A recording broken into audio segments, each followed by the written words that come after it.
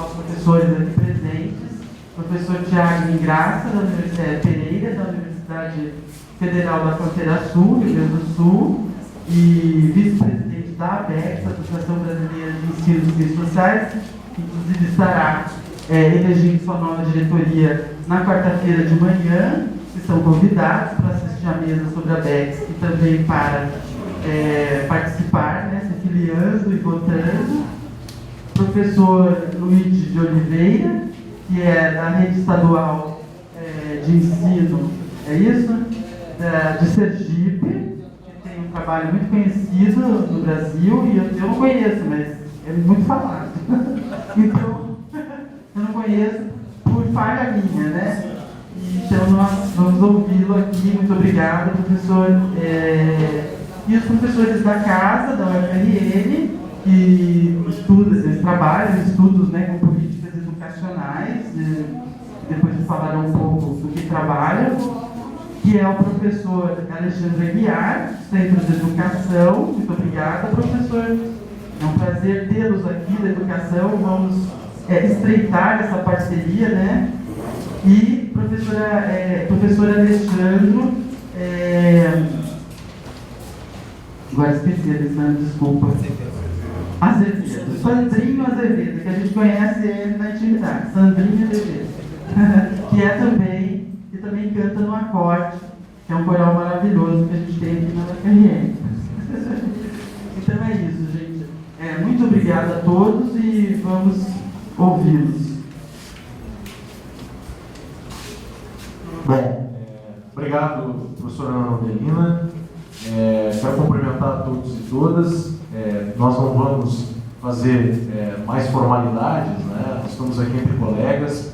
É um espaço de debate plural, mas focado nessa discussão que hoje nos desafia a respeito desse lugar do ensino da área de ciências sociais num contexto extremamente desafiador, como todos e todas sabem, né? Eu fico muito contente de ver a materialização desse esforço, né, de construir um evento conjugado, aproveitando toda a experiência dos colegas aqui do Rio Grande do Norte e que acabaram acolhendo, inclusive, a ideia do segundo Congresso Brasileiro de Ensino de Ciências Sociais da nossa entidade, a ABEX. Que nós vamos ter oportunidade, como a professora Ana lembrava, de conversar um pouco mais a respeito disso na quarta-feira.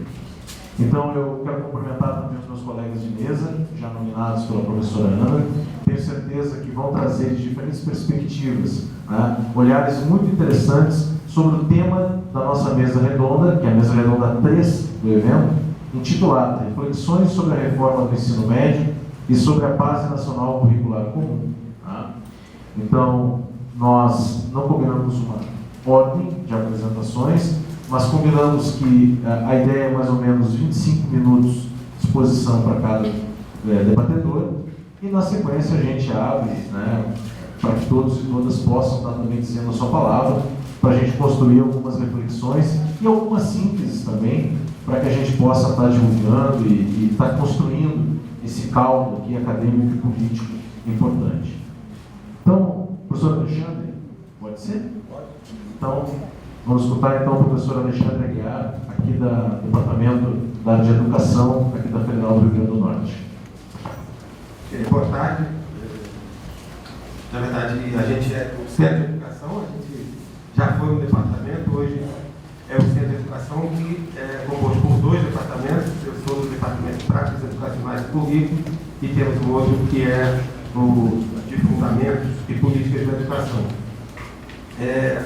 Nós estamos bastante envolvidos nas últimas semanas, né, com as discussões em torno das propostas de reformulação do ensino médio, e eu gostaria de rapidamente dizer de onde eu falo, o porquê dessa aproximação com esse segmento educacional, que é o ensino médio, uma vez que eu tenho a minha trajetória toda de formação e pesquisa no campo da educação de jovens e adultos, a EJA. Mas nos últimos 2 anos, a gente teve como coordenador do Pacto Nacional para o Fortalecimento do Ensino Médio. A minha aproximação com o ensino médio se dá pelos seus sujeitos, que são as juventudes, né? No campo da educação de jovens e adultos, de 90 para cá, nós começamos a ter um fenômeno de juvenilização da educação de jovens e adultos. Portanto, os jovens ganharam uma grande visibilidade nos estudos que vêm sendo realizados no campo da educação de jovens adultos com a juventude. E por conta dessa minha aproximação com o tema da juventude, eu fui convidado a coordenar o Pacto Nacional para o Fortalecimento do Ensino Médio aqui no estado do Rio Grande do Norte.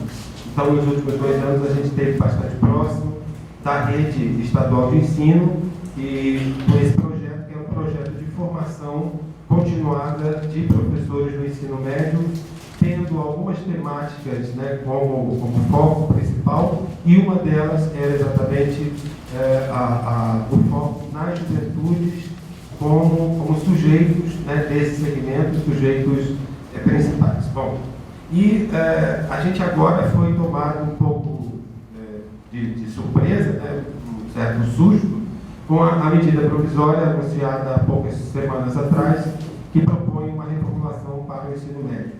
Muitos de vocês devem estar acompanhando, sabem de algumas propostas que tem nessa medida e que a gente agora gostaria, né, de conversar e dialogar com vocês. Primeiramente, trazer o nosso espanto pelo fato de ser uma proposta que vem em forma de medida provisória, né, como uma coisa imposta e decidida em gabinete por um pequeno grupo de expertos, né, na temática, sem qualquer consulta, né, a uma rede já constituída, né.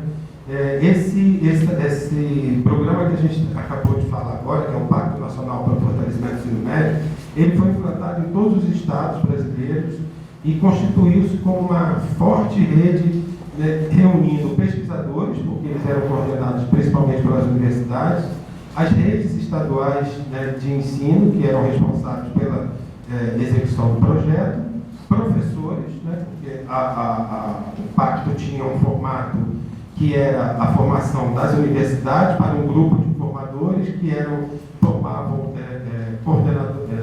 orientadores de estudos, e esses orientadores de estudos chegavam nas formações nas escolas, com atividades que envolviam todos os professores da escola e também os alunos, né, os estudantes do ensino médio. Portanto, uma rede constituída ao longo de 2 anos, né, que poderia ter sido usada nesse momento para uma consulta, tendo em vista reformulações num segmento que nós reconhecemos que é um segmento com problemas e que precisa, sim, de reformulações. A grande questão é quais as reformulações e como fazê-las, né? Então, a primeira grande questão é esse modo, o que nos assusta, né? O modo como está sendo proposta essa reformulação para o ensino médio. Depois, eu acho que tem algumas questões que são equivocadas quando o ensino médio, como a gente disse, é um segmento com problemas. Nós temos hoje índices de abandono e evasão no ensino médio que são maiores do que os de repetência, né? Portanto, é um segmento que tem problemas, principalmente problemas de diálogo com os seus sujeitos, com as juventudes, né? Há uma dificuldade da escola de não só de dialogar, mas também de compreender esses jovens na sua pluralidade, né? A gente, quando fala de juventude hoje no Brasil, a gente tem uma faixa etária que é de 15 a 29 anos. A gente sabe que uma coisa é ser jovem de 15 anos, outra coisa é ser jovem de 20, outra coisa é de 25 ou de 29, né? Então, a primeira coisa é entender esses sujeitos na sua pluralidade, né? Outra coisa é que dentro de uma faixa etária, você tem como definição de juventude, né, jovens com diferentes condições e vivências da sua condição juvenil, né? Uma coisa é ser jovem de classe média, outra coisa é ser jovem de periferia, branco, pobre, mulher, homem, enfim. Essa pluralidade, essa diversidade não tem sido reconhecida, né, ou identificada com facilidade pela escola. A gente costuma tratar dos jovens como os jovens, né, e usando muitos jargões, eles não querem nada, eles não se interessam, né, e sem olhar para as verdadeiras especificidades e demandas desses sujeitos. Uma delas é a sua relação com o mundo do trabalho, né?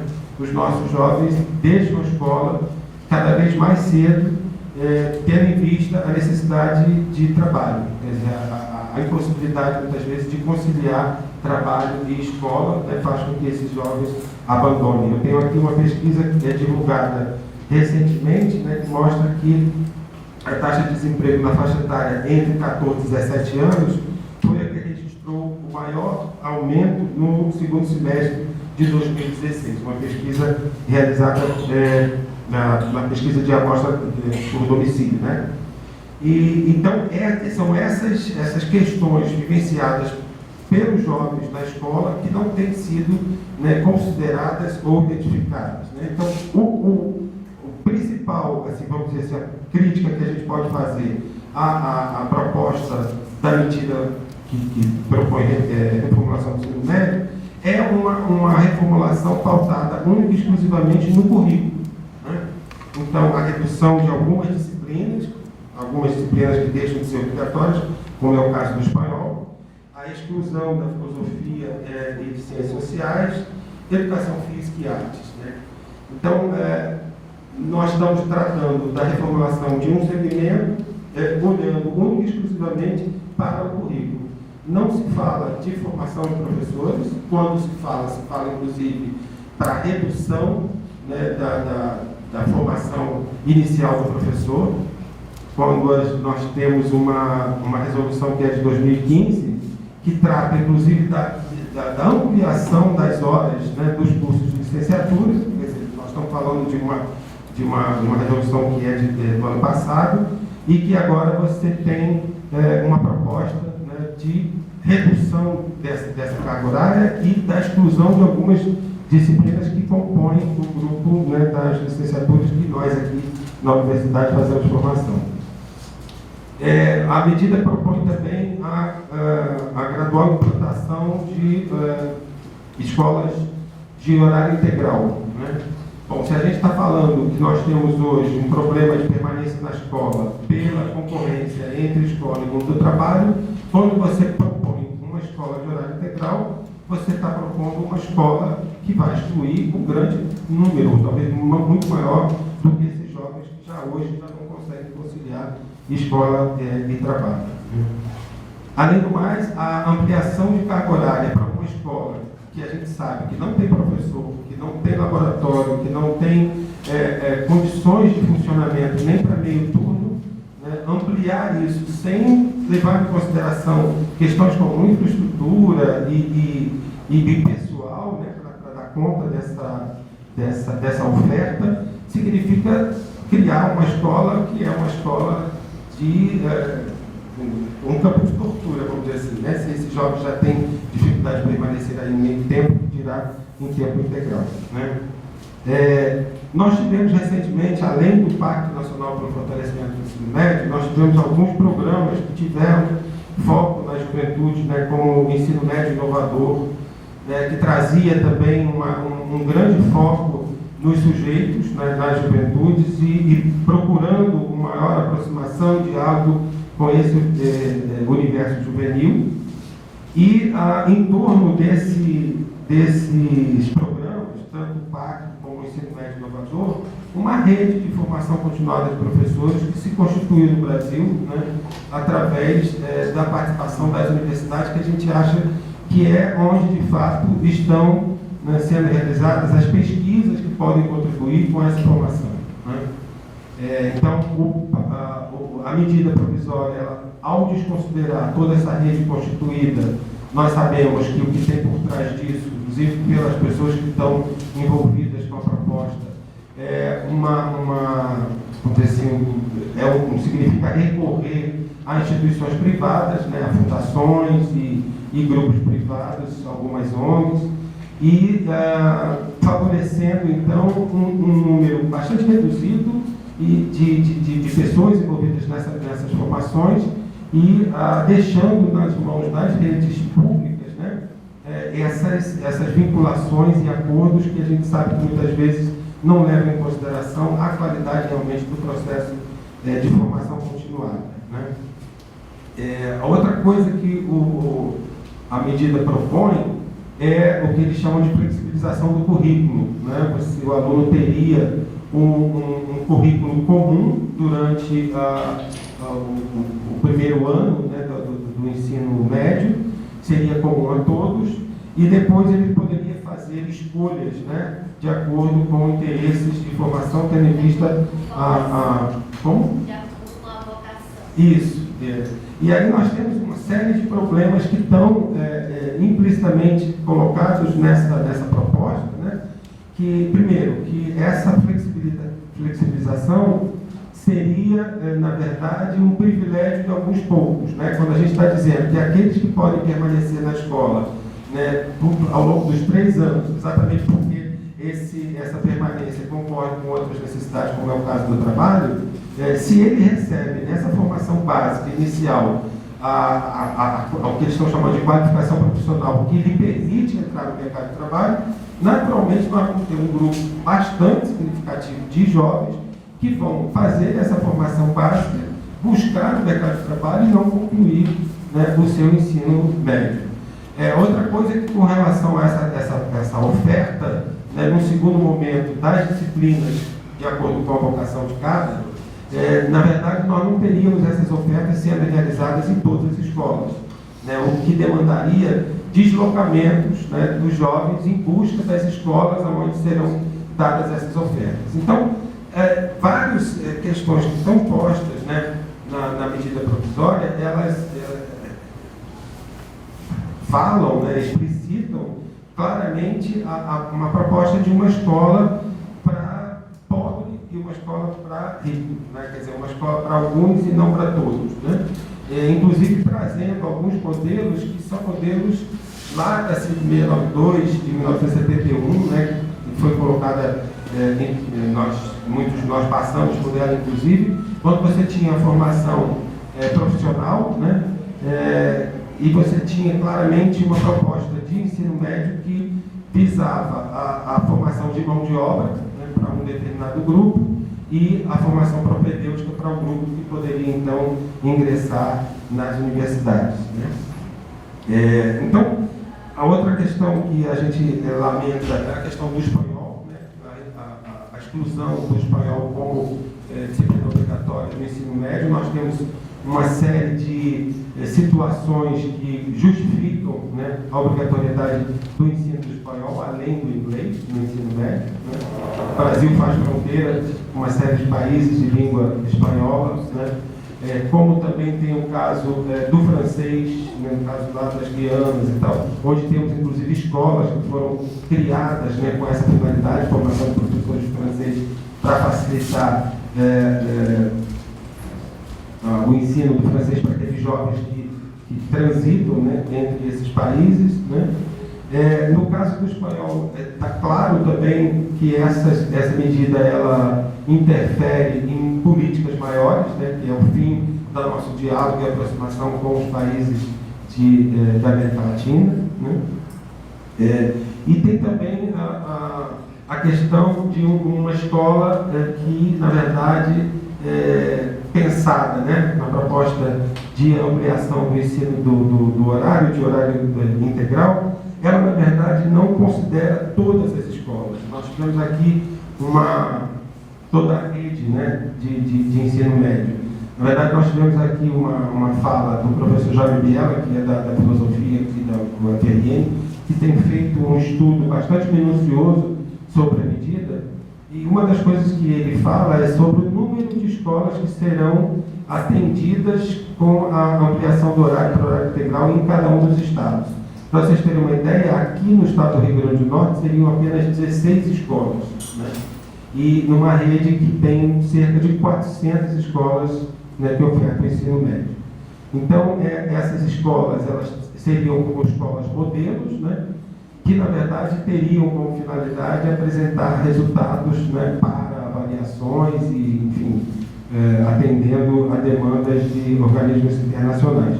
E se essas escolas, ao longo de 2 anos, né, segundo diz a medida provisória, ao longo de 2 anos, não atingirem as metas, o Estado todo deixa, né, de receber essa verba, esse apoio destinado à ampliação de carga horária no ensino médio. Então, são medidas bastante perversas, né, que a gente tem questionado com bastante veemência e, nesse momento, encontrando vamos dizer dizer assim, um ator, né, nessa luta de resistência, que são os próprios estudantes do ensino médio, né, com as ocupações das escolas em todo o Brasil. Eu acho que eles já tinham nos dado uma grande lição quando isso ocorreu no estado de São Paulo, né, quando eles, inclusive, conseguiram reverter mudanças que eram muito próximas dessas que estão agora propostas na medida provisória, né, porque eles são, na verdade, os principais interessados, né, numa educação de qualidade. E eu acho que, desmontando um pouco essa ideia de que o jovem não tem nada, de que o jovem não participa, né, quer dizer, quando eles têm canais de participação e canais de escuta, né, a gente percebe que eles têm muita coisa a dizer, né, e muito a contribuir nessa luta. Aqui mesmo no Estado, nós tivemos semana passada, criamos lá no Centro de Educação um grupo de apoio aos alunos que estão ocupando escolas, tivemos em 2 delas, e a gente sai de uma visita dessa assim, bastante renovado e animado pela capacidade de organização, pela maturidade com que eles estão demonstrando, né, nesse momento, né. Então, como a gente disse, na verdade não é uma questão só de dizer a gente é contra e não pode passar, né? Como no início da minha fala eu disse, reconhecemos a necessidade de mudanças, reconhecemos a necessidade de reformas para esse segmento, mas o que a gente questiona é a maneira como ela vem sendo imposta, né? E as propostas também que nela claramente reduzem, né, uma política, ao invés de ser uma escola para todos, como a gente tem tentado construir, mas uma escola, né, para alguns poucos. Bom, eu acho que a ideia aqui é uma mesa redonda, é a minha contribuição, e temos a fala ainda dos outros professores, e a gente espera algum tempo para um diálogo com a plenária. Bom, muito obrigado.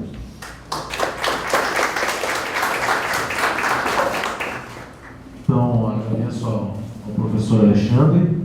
Obrigado, professor, por ter observado o tempo também, né? Isso é importante, né, nesse espaço.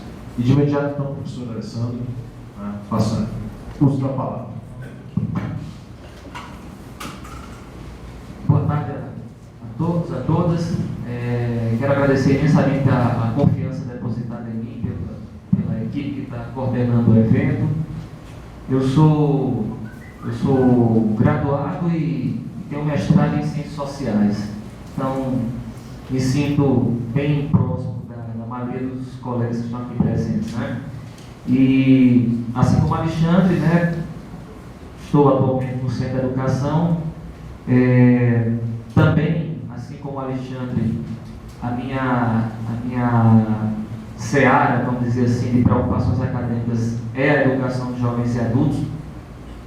E, na verdade, eu queria, a respeito da temática da mesa, apenas fazer algumas observações que para mim são extremamente inquietantes, né? A primeira é o tamanho e a profundidade das mudanças que estão sendo apontadas, não apenas pela medida provisória do ensino médio, mas também pela articulação que ela tem com outras medidas e outras iniciativas, né? Sem falar no contexto mais amplo, né, inclusive internacional, em que nós nos encontramos. Porque, por exemplo, quando a gente fala do fim do ensino do espanhol, né, ou pelo menos a extrema redução do contato que nós vamos ter com o espanhol a partir da eventual implementação dessa medida provisória, nós estamos falando que isso não acontece por acaso, não foi fortuito, né? Não foi, vamos escolher um e vai ser espanhol, né? Há uma política internacional que está sendo implementada pelo governo brasileiro que implica o afastamento do Brasil, né, das relações que vinham sendo estabelecidas com os países da América do Sul, né, da América Central. Então tem uma articulação com um princípio, um paradigma, vamos dizer assim, que está sendo formatado por esse governo, né?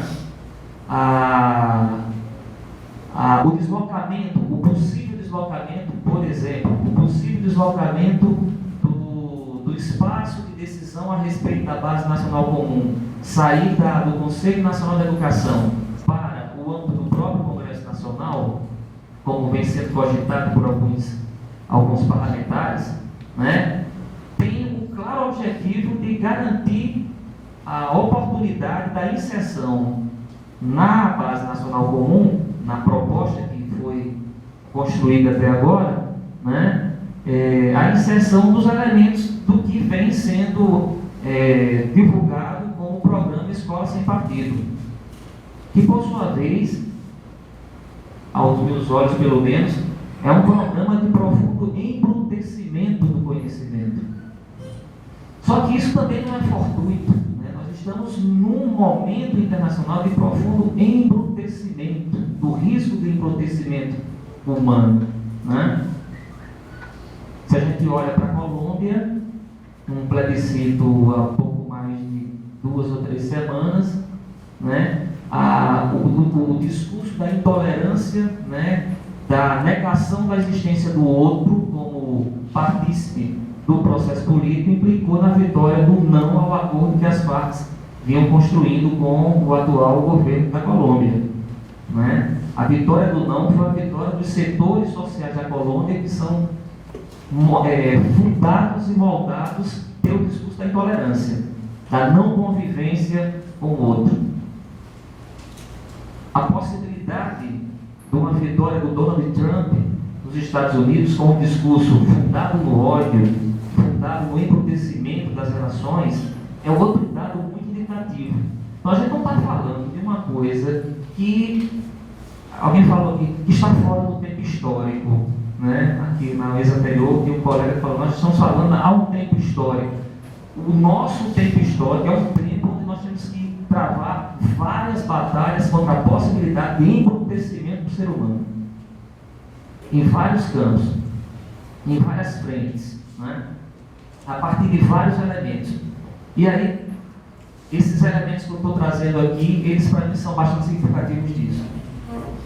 No que diz respeito especificamente a essa MP do ensino médio, ela produz ela reproduz, aliás, um modelo que nós já vimos em várias circunstâncias da história do Brasil, que é o modelo da escola dual, de 2 tipos de escola, né? Vamos dizer assim, uma escola para os melhores e a escola para os não tão bons, para não dizer os piores, né? Isso não apenas no âmbito da distinção que hoje já existe entre escolas privadas e escolas públicas, no âmbito das próprias redes públicas, né? Essa medida provisória do ensino médio, casada com a PEC 55, PEC 241, ela sinaliza para isso daí. Por isso que eu digo que a gente sempre tem que estar articulando as coisas. A PEC 241, ela vai limitar profundamente os gastos públicos na área da educação, e essa medida provisória é bastante funcional a esse movimento de contenção de despesas, né? Tanto pela proposta curricular que ela apresenta, né? Como também pelo incentivo que ela estabelece para que parcerias com a iniciativa privada sejam realizadas a fim de dar conta de determinados aspectos dessa nova proposta curricular, né? E eu sempre gosto de contar uma história pessoal para ilustrar um pouco como é que ocorre essa história da escola dual. Essa história pessoal é porque a medida provisória do ensino médio, ela divide o currículo em 2 momentos, né? Um momento em que os sujeitos teriam a possibilidade de estudar todas as áreas da Base Nacional Comum, e o segundo momento em que ele vai se dedicar a algumas ênfases, né? Algumas opções que o sistema vai oferecer a partir de uma leitura que o próprio sistema tem de sua capacidade de oferta, e aí o sujeito vai escolher em cima dessa oferta. E nessa oferta está inclusive a possibilidade do sujeito ter uma formação técnica, né? O que não é foi a Lei 5692, de 1971. Alguns aqui certamente foram formados, alguns poucos, inclusive, como eu, foram formados, né, por essa Lei 5692. A maioria aqui não sabe muito bem, porque, né, pelos rostos, pelos traços, viveram um momento mais recente do ensino médio, né? Mas a história pessoal que eu gosto de contar é o seguinte: eu estudava, eu fiz meu ensino médio, eu fiz todo o meu ensino médio na escola pública, né? O glorioso tem que ser glorioso, né? A nossa escola sempre tem que ser gloriosa. O glorioso Centro Educacional José Augusto, em Caicó. E lá em Caicó existia um curso, né? Eu fiz o primeiro ano do ensino médio, que na época era o segundo grau. O primeiro ano era chamado de unificado, então você tinha a oportunidade de estudar todas as disciplinas, matemática, português, história, geografia, tudo.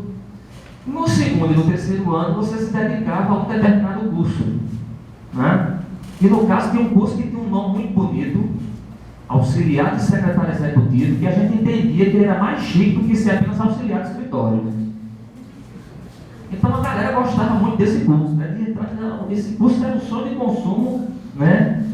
E eu estou falando de uma escola pública que era, como ainda é, a maior escola pública da cidade. De uma cidade que é centro, olha só as grandiosidades, centro de uma civilização que é o Seridó, aqui no estado do Rio Grande do Norte.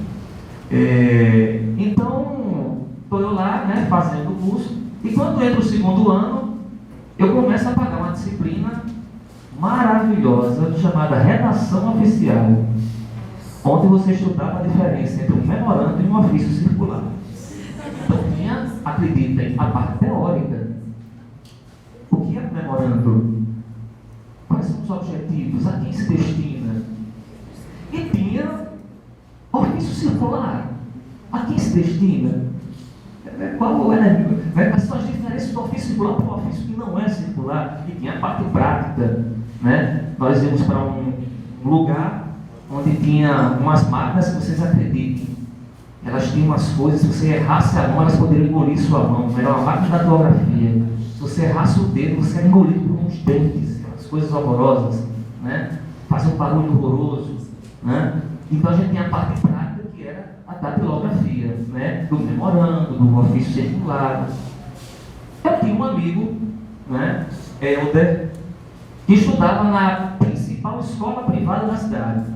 Ela era filho de um grande comerciante da cidade, eu era filho de um funcionário público, ele era filho de um grande funcionário, ele era filho de um grande comerciante da cidade, e o sonho do pai dele era que ele fosse formado em Direito, né? E aí, estava Helder estudando na escola privada. E na escola privada onde o Helder estudava, a escola também estava regida pela Lei 5692, existia um curso lá bastante parecido com o que eu fazia na escola pública, de auxiliar de alguma coisa, que eu não me lembro agora o nome lá da escola privada, qual era o auxiliar lá.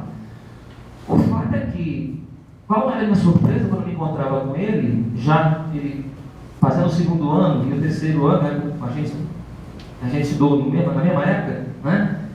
Quando eu perguntava o que ele estudava, ele dizia que eu não estou estudando esse negócio de diferença de memorando para o ofício circular, estou estudando semântica, sintaxe. Então, na escola privada, ainda que o currículo dele viesse com a tal da redação oficial no currículo lá, os professores da escola, de fato, ensinavam para aqueles meninos o conteúdo que eles iam ter que dar conta no vestibular. E aí, eu ficava preocupado, eu digo, puxa vida, o cara está com 15 quilômetros na minha frente nessa história, porque quando eu estou aqui datilografando o memorando, ele está estudando assim, para a semana e tal, né? Na prática, portanto, nós tínhamos duas escolas que, ainda que regidas pela mesma lei, né, preparavam diferentemente os sujeitos e, portanto, induziam diferentemente o horizonte de possibilidades para esses sujeitos. Porque eu não tinha muita alternativa. Meu pai não tinha alternativa. Ou era aquela escola ou não era outra escola nenhuma, né?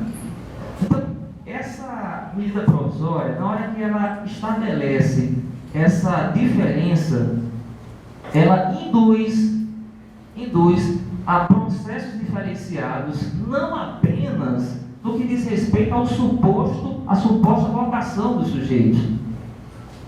Ela induz uma pré-determinação dos horizontes possíveis para o sujeito.